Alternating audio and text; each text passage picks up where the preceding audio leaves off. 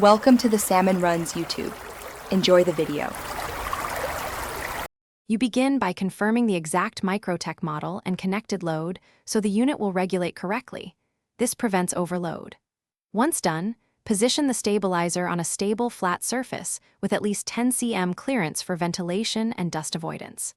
Next, plug the mains input firmly into the stabilizer and select on or auto mode as indicated by the front panel. You should see the indicator light stabilize. This initial sequence powers the control circuitry and readies the unit to sense incoming voltage. You now connect your devices in order of priority, ensuring combined load stays within the Microtek rated VA to avoid tripping. This protects both the stabilizer and equipment. Once connected, plug into the stabilizer's output sockets that often include surge protection for added safety. If the model has selectable modes like Eco, AVR, or Battery, choose according to need.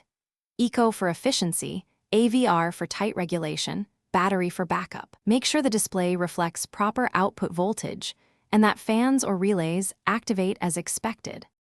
You finish by testing resilience. With devices running, briefly cut mains to confirm the stabilizer switches to battery or bypass smoothly. This validates backup readiness.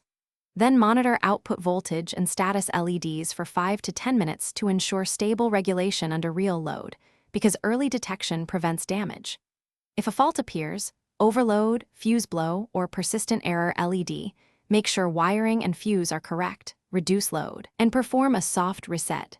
If problems persist, contact certified service. Do not attempt internal repairs. Thanks for watching. Consider subscribing if we helped you.